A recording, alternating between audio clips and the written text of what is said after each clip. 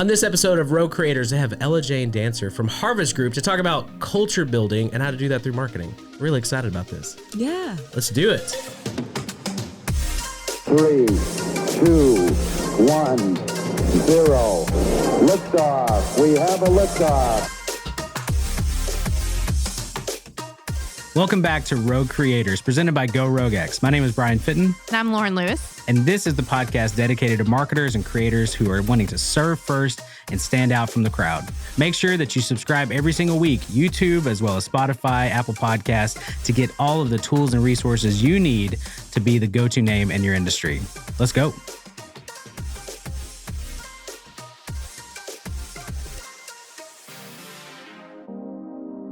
Hey, what's up, everybody? Welcome back to Rogue Creators. My name is Brian Fitton. I'm here with my awesome co-host, Lauren Lewis. Hey. Hey, Lauren. We've got an amazing guest with us today. If you're watching on screen, we have Ella Jane from Harvest Group. Hey, guys. Hey, sorry. I didn't really pass it over to you there. It's fine. I just jumped in. And we're going to be chatting with her about... on our Rogue Creators podcast, we talk about people who are doing awesome things and different things. And Harvest Group, we've been big fans of the Harvest Group for a long time. And we love what you guys are doing with culture and building that through content and all the things that you're doing. So I'm excited to dive into that. Yeah. We got a lot of questions for you. So we're very excited to get into that. I'm excited to be here. But before we do, we like to start off with something fun. We do. Isn't that right, Lauren? Yes. Every week we like to start our episodes off with what are you obsessed with this week? So starting with our guest, Ella Jane, what are you obsessed with this week? So this is an easy one for me this week. I started this new drawing class. I like to do some doodles on the side, and the illustrator that's teaching it is amazing. And so truly, I am obsessed with her right now. Her name is Sarah Van Dogen, and she's from the Netherlands, and her illustrations are just super colorful and whimsical and just incredible. So Nice. obsessed, for That's sure. awesome. That's I've really cool. Seen some of your doodles because you have a separate Instagram account, correct? I do, yeah. I love them. Wow. I'm so honored and surprised by that. Thank you. Absolutely. All right, Lauren, what about you? We talk about a lot of shows on here, and my husband and I started a new one, Only Murders in the Building. And So good. love it. It is so good and so interesting. It's really cool when a show can do a mystery in not such a... I just feel like we've watched a lot of dark mystery shows recently, so a little bit more lighthearted, but still has like more like the true mysteries, like more about what's the characters rather than like the actual mystery. So totally recommend it. It's really, really good. Yeah. Well, Steve Martin and Martin Short. I mean, those guys together, it's going to be fantastic. And Selena Gomez. Oh, yeah. I mean, sorry, That's Selena. Selena's a big fan of friend of the show. It is really surprising. I think her performance compared to the others, sometimes I'm like, what's happening here? But it's okay. Cool. True. All right. So this week, I am obsessed with live concerts. Wow. Yeah, I know. Here's the deal. Okay, so I took my dad to see Eric Clapton in Dallas, which was fantastic. It was like a big bucket list thing. I'm seeing Earth, Wind, and Fire tomorrow night, which I'm very excited about. Nobody else. Yeah, everybody's like, wow, right? That's good. A bunch of 80-year-old men. So basically, I'm going to go see every 80-year-old musician that I can. Okay. Because who knows how long they'll be around. I say that. Morbid, but true. Yeah, exactly. So that same thing with my dad. I was like, I want to share this with him. So it's like, I'm getting some looks. If I can take the time to actually, if somebody's coming close to us, I'm like, you know what? I don't mind, putting it in the budget and trying to make it happen, right? Yeah. So there's a lot of these old bands that you're not going to get to see. So I'm very, very excited about it. You can also see like current bands too. I am. Well, maybe. So I'm into metal as well. And so we're supposed to, Gerard and I are going to go to Dallas and see August Burns Red. Oh yeah. Classic. Taylor would be very excited about that. I love August Burns Red. So can I share a story real quick? Very quickly. I have the time. Okay, sorry. All right, just real quick. So August Burns Red was playing with Project 86 at the Music Hall back in like 2006, and I went to Burger King afterwards, me and my buddy, and August Burns Red was there, and we just hung out with them. Before they were big, they like opened for another band, and so anyway. That was August Burns Red. epic at the time, I bet. Yes. Yeah. Thank you. See, thank you. She appreciates it. You're like friend of the show. I mean. Yeah, Jake, holler at. So we're going to tag them so that way they'll know that we talked about them on the podcast. But I'm really excited. Hopefully I do get to go see them because they are phenomenal in concert. Anyway, all right. We're good. That was great. Thank you. Live shows. Live. Hey, it is. It is. It's about memories, Lauren. I'm obsessed with spending time with people I care about, seeing the bands I love. Can't argue with that. Thank you. Thank you. Anyway, all the head shaking is going on. So now we're going to transition because we are really excited to talk about. Really, I mean, like I said before, big fans of Harvest Group. It's really strange to me because as I've gone to college with several people, all of a sudden it's like, oh, they're working at Harvest Group. Oh, Harvest Group is hiring. Oh, there's more. I always see There's more. It really is. It's really cool to see. Yeah, there's more of them.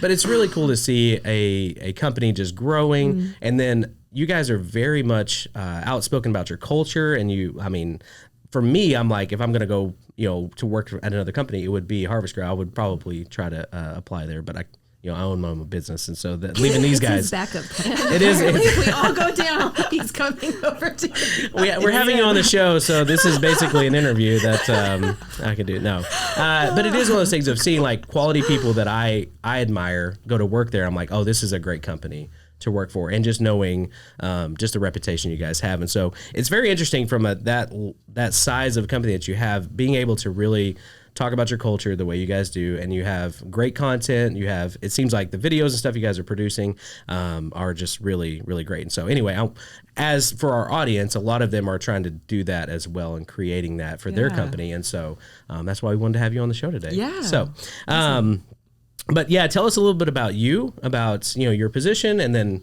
how you got there. Yeah, for sure. So a little bit about me. I'm from Atlanta originally, and went to school in New York at a little liberal arts school in Manhattan. That's where I met my husband, which is how he's from Arkansas, which is how I'm here. Oh, I okay. hadn't really heard of it whenever he first said, I'm from Arkansas, but I love it so much. Love being here now. And yeah, as far as my career, I started out at a super small marketing agency in Fayetteville as a kind of junior account manager, and then account manager for helping small businesses. And man, I think we could all kind of look back and say thank you to our first boss who hired us. Why did he hire me? I have no clue. I'm super thankful for that first opportunity, kind of coming in with a liberal arts degree where it was, there was a bit of a question mark, I had such an awesome education and loved my school so much, but I did kind of, it's just a little bit less direct of a career path coming in. And so I'm, again, super thankful. I was kind of basically looking for anything in the creative field at all I would have been excited about. And so starting there was awesome, and then went to work at an influencer marketing agency in Rogers, and that was a great experience. Learned so much there. It was more on the content side of things there versus the client side, which I kind of concluded that I'm just too much of a people pleaser to do client stuff. It was just excruciating for me. And so I love being on more of the back end strategy side. And so that was kind of a natural progression into my time at Harvest Group, where, Ross and team had just kind of decided to start looking into growing or to starting a marketing department. And so I'm super thankful for the opportunity to start there, because I felt very much the same way as you did, Bryan, where I was like, how can I work at Harvest Group? Just let me in somewhere. And so it was a dream to get to actually work there in my field. And it's been awesome ever since. So. That's great. Yeah. So tell us a little bit about Harvest Group and what you guys do. Yeah, so we help companies with their business at Walmart, Sam's Club, Kroger, and now Target. Yeah, I saw that. Yeah, so we expanded there this past year, which has been awesome. And really, we manage kind of the ins and outs day to day of their business. And we recently started doing some ad stuff for them. We do their digital, online content, all the things. So we're really a full service not really agency, still kind of struggle with, we call it an omni-channel growth agency at the moment, but we're kind of trying to avoid that word broker, which has some negative connotations. But if you were literally translating what we do, you could say that. But yeah, so that's what we do.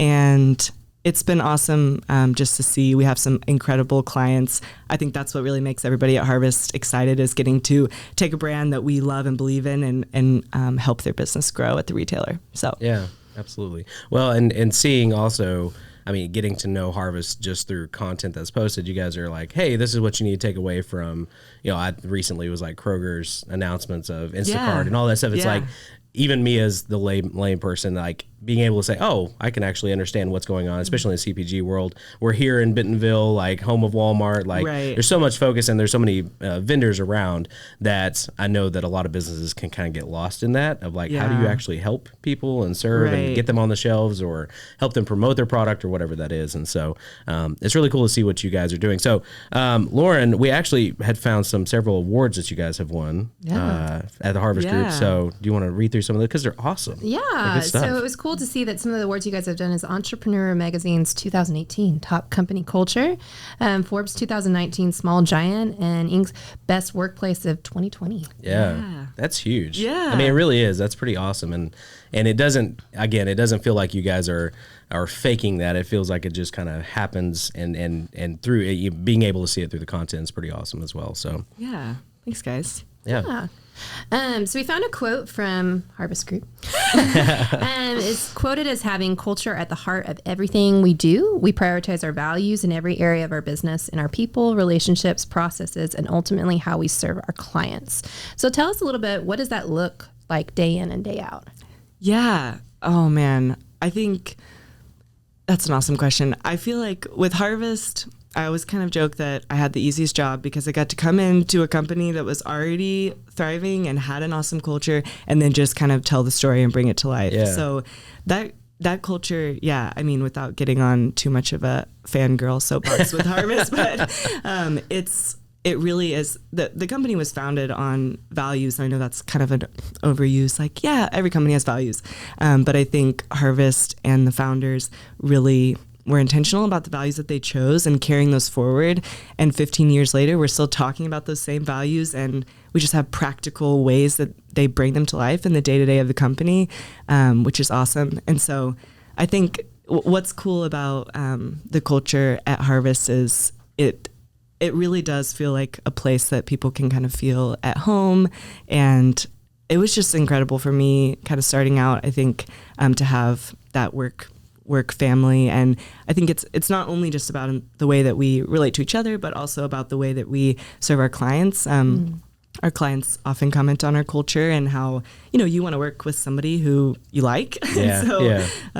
That for me, that's part of the reason to bring the culture to life in our marketing, because I think it's important not only to attract new and great talent, but also to kind of show our clients who we are, and in the hopes that means something to them. Yeah. And I love that. And I kind of go back to even like, I'm a big Gary Vee fan, or have been in past years, but he talks about like documenting, not creating. And I think that you've done that through a lot. It's like, you said that I'm telling the story of our culture.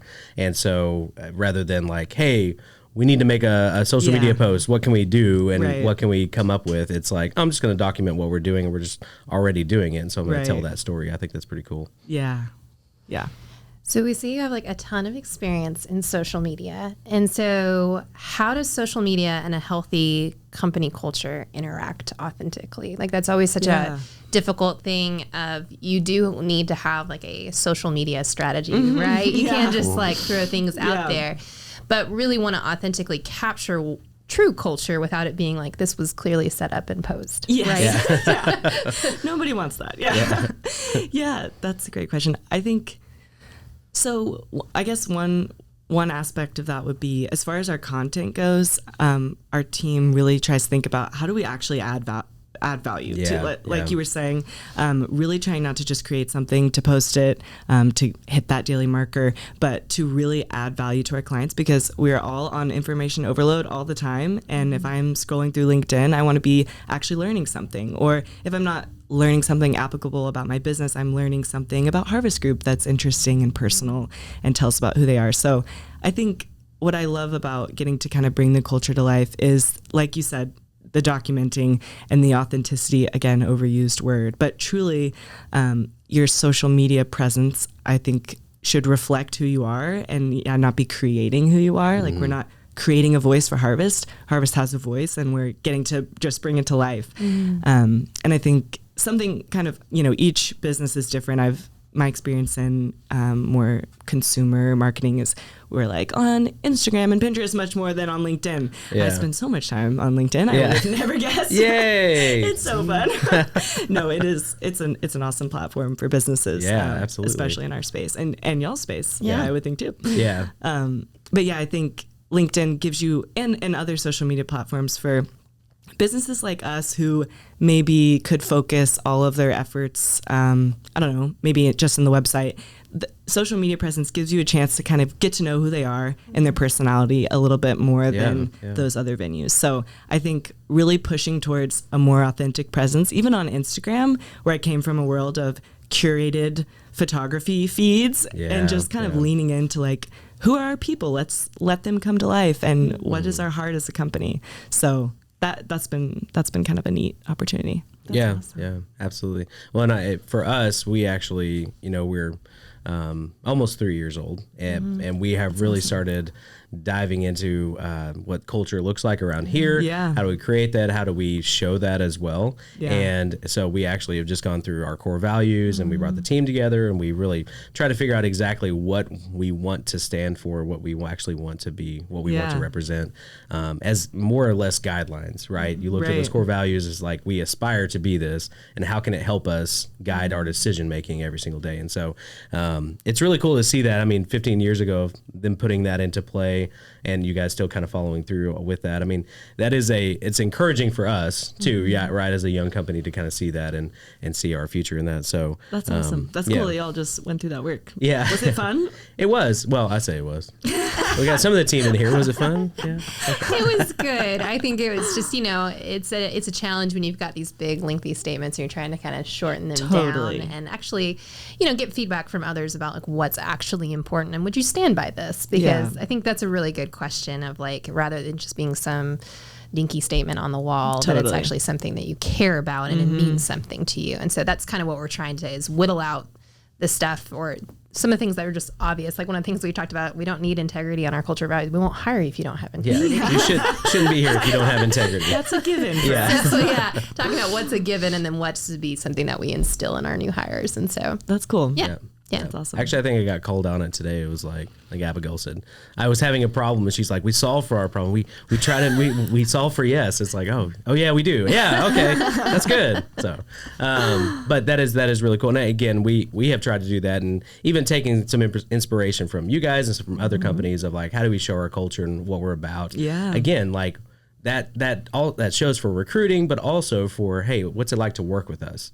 Totally. And there have been people, even just on LinkedIn, of people say, oh, I love what you guys are doing. We hadn't reached out or anything. They just see our content, which is what we're all about. If you're putting out good content, you should be attracting the right clients as well. And so I love to see that you guys are doing that. Yeah, totally agree. So we know that you also, we love to highlight creators. And what's really cool is that Fangirl Abigail told us a lot about some of your talents outside of the office. But how do you continue, especially within like social media, to keep creating, bringing in your own flair so that it actually feels like, hey, this is something I want to keep doing? Because it's very easy to plan out maybe a month's worth of content and everything like that. But then after a while, it just kind of starts to feel like, I got to do this again. I got to repeat. So how do you bring in some of your own personal experience, some of your own artistry, some of your own creativity into marketing? Yeah. I think for Harvest Group right now, a lot of, kind of again, coming in with this more consumer background and then having the more creative, I'm like, I don't feel deserving of that word. Like that more, I love to draw. I love art. Interacting with those kind of resources and then getting to bring that to a B2B space. So it was like a little bit more corporate, I would say, just a little bit. That was really fun. And I felt so trusted by my team to kind of take that new direction with Harvest Group. And we were able to rebrand about a year ago. So that was just like such a privilege to get to take, again, something that was very established and awesome, but then give it kind of a fresh, new, creative take that I think really resonates in the market now. So I think, getting to use that inspiration from that background was awesome because I was coming in without without B2B marketing experience, and the fact that they trusted me to bring that type of energy and apply it to our space was really cool. Yeah, absolutely. Well, I remember seeing that change that you guys did last year, because I started seeing more content come out, and I was like, oh, they're like actually doing this. Not that you guys weren't doing it well before, but it was a noticeable, it was a noticeable change in the design and the presentation of the content. Yeah, for sure. So, talk to us kind of about that moment. You're in those meetings, you're talking through, you're kind of getting these ideas. What was it like to kind of launch that new rebrand or that new idea of content? Yeah. Oh my gosh. It was such a wild ride. I was super pregnant at the time that we were finalizing. We worked with an awesome agency, and my boss at the time had great creative vision, and we were both kind of on the final days of deciding on our final logo concept. We'd done all of this great story work and all these things, and I ended up going to labor. It was undecided when I went into labor, and I will never forget my boss. He texted me. I was literally still at the hospital, however many hours after my son had been born, and he was like, "Is it gonna stress you out or make you feel really glad to see these final concepts that came through?" I'm like, "Yes, please. Oh my gosh, it's gonna make me feel so happy." So he sent over the final concepts, and that was just an awesome moment. Yeah. And so we ended up kind of putting it on hold for launching until I came back after maternity leave, so I could kind of manage that hitting the market. And so I was so ready when I came back. The work had been done, it was ready, and I super enjoyed my time at home, but I was ready to bring it to life because it kind of was kind of sitting on the shelf, and I was just super excited. So yeah, that was an awesome moment that I feel really blessed that Harvest entrusted me and my team to manage. So yeah, absolutely. Well, and you kind of hit on this before, and I want to bring this to light because I hear this so much. But you talked about, I didn't feel like I deserved the position or something like that, more of the imposter syndrome. And we hear that so much, especially when you're creating videos or doing podcasts. A lot of our clients are like, "I'm not a podcaster. I don't know. I feel like I shouldn't be in this world, or I shouldn't be creating these videos," or whatever it is. And, you get that opportunity, right, to jump into it. And, how do you kind of I don't know. For us, I've always said, we just say yes and we kind of figure it out. Hey, can you guys do that? Sure. Yeah. And I was like, all right, let's figure this out. I know how to do that. Yeah, exactly. We could definitely figure it out. But it is that mentality of how do you get over that of I feel like I'm not qualified necessarily. I know you didn't say that, but it's how do you get over that for a lot of our listeners out there? Yeah. Oh man, that's a great. Sorry, that's a pretty deep question, but I think it's an awesome question because I would imagine a lot of people feel the same way. I think for me, I was lucky to have people that treated me as if I did know what I was doing, and that instilled a lot of confidence in me to act in that. Yeah. And so to anybody out there whose boss is questioning them, maybe my answer isn't as helpful, but I think really just having the learner mentality and having the vulnerability to, both act in confidence, but also ask questions. I was coming in to do marketing for a company that was in retail, and I didn't know that much about retail. And so literally on my first day, I sat down somebody at Harvest and was like, "Can you tell me what these 15 terms I've heard today mean? I genuinely don't know." Yeah. And so just having that vulnerability to be able to learn and lean into the discomfort of I'm not going to come in with this perfectly buttoned up marketing plan. I need some time to get my feet under me. It really probably took me 5 months or more to really understand what Harvest Group was doing, what our story was. And I think just giving yourself that grace, going after it though. You can't just sit back and be let's just wait for it to sink in. But going after it and then giving yourself the grace to really learn before you feel like you have to kind of act as if. Yeah. Oh, I love that. That was so good. There's our quote. Make sure you grab that. No, but that's fantastic because again, it is the vulnerability of hey, explain this to me, obviously gets the buy-in from the team. It's oh, she's not going to come in and change a bunch of stuff and tell us we're doing everything wrong. But it's no, let me adapt to your culture. What is happening right now? I don't know what these things are, but that doesn't make me less valuable to the team because I don't know your language or whatever. 15 years in the corporate world, all the acronyms that we had to learn. I mean, it is very much, it's so much. And so coming out of that, like there are a lot of terms, even myself and starting this business, it's like I just refer to a lot of things that like I'm just used to, and most of the team, and we're like, well, we don't know what those mean, and I'm like, I gotta come out of that mindset, right? Yeah, and understand that they don't have the same perspective that I do, and but there's so many things that I don't know either. Like Jacob is a phenomenal audio engineer for us, and he comes in like I know the basics. Like I started this company with it, and then he comes in with all these terms. I'm like, what the world is he talking about? I'm like, dude, you gotta slow down for me, like dumb it down for me. But I love to see that, right? If we can say, hey, I don't know exactly what you're talking about, so help me, understand, and so that way we can accomplish whatever we're doing together. So I think that's awesome. Yeah. Well, stepping into your role as senior marketing manager, what are some initiatives, changes, or things you get excited about with Harvest Group going forward? Yeah, I think I'm really excited just about the growth that we've experienced in the past year, and getting to take Harvest Group to a new market in Minneapolis, serving Target. It's been super exciting just as a company getting to serve our clients at a new retailer. We're so excited about that. And then for me, it was a fun challenge to get to market and bring the Harvest Group name and story to a totally new audience. So that is exciting, and I see more growth in our future along this line. So I'm super pumped about just the expansion and growth and getting to just continue to tell our story. And you guys did that, I mean, recently through content of like showing who your target team was. Yeah. I thought that was really cool. You kind of even get to know them a little bit by just seeing personal photos of these people rather than just like all buttoned up in their suit and tie. And, like you're like, oh, they have a family and they enjoy these. It was like, but that connection though, that's why we always push video and video content's like your audience needs a connection. And all of a sudden I was connected to these people I don't know, but I'm like, oh, they seem like real people, and they're obviously doing really cool things with Target. And it's like, this is your target team. So if I'm coming in, I'm like, oh, I can now relate with this person. And you talk about like wanting to do business now with them, I think that's huge. I agree, obviously.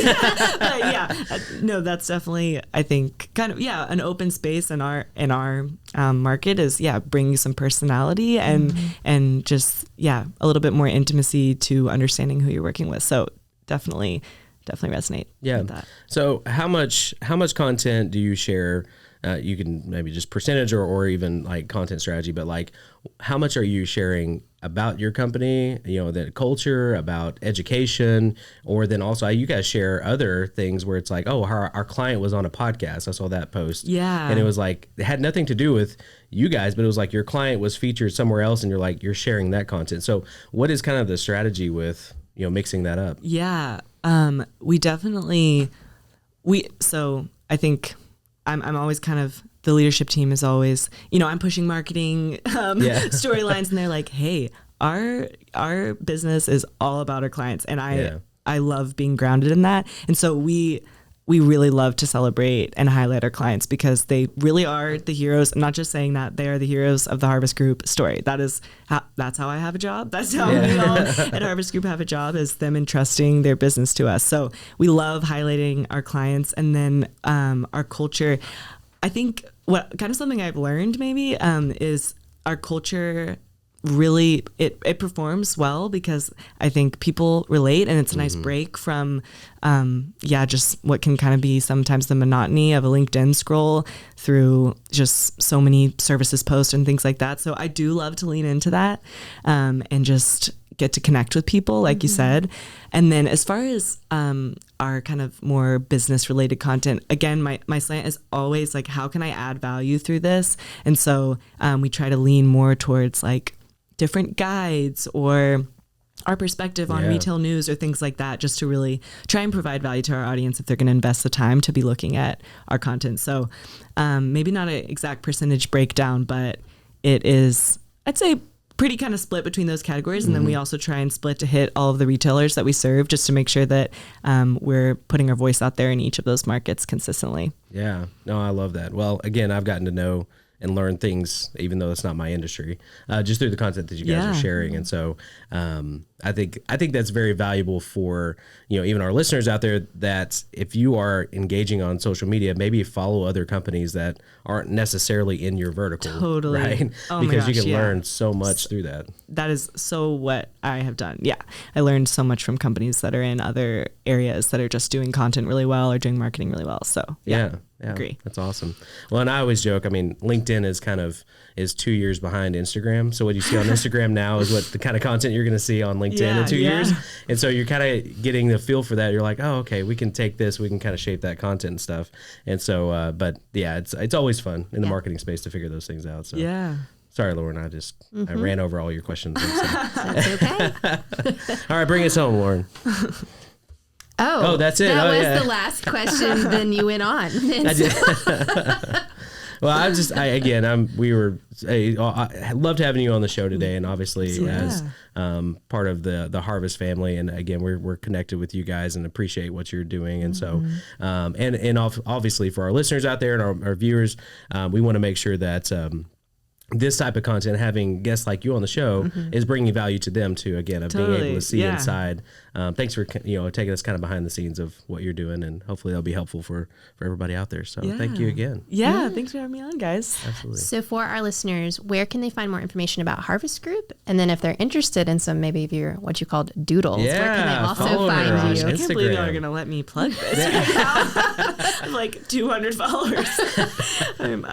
So we'll get you 201. Yes. At least that. Can't wait. So Harvest Group, I'd say follow us on LinkedIn. That's going to be your best source for keeping up with us. And then we also have a website, www.harvestgroup.com. What a shocker. And then as far as my stuff, you can find me at Ella Jane Illustrations on Instagram. This will be a good inspiration for me to like keep posting my stuff. Yeah. People will be looking now. That's They're going to be paying attention. So got to bring it. Love that. Well, thank you guys so much for listening. Anything we talked about today, we'll actually have linked on our blog, and you can go to roguecreators.club to see all of the information there, and anything we talk about, all the tags and our obsessions as well, they will be there. Awesome. I'll make sure. So until next time, thank you guys so much. We'll see you next week.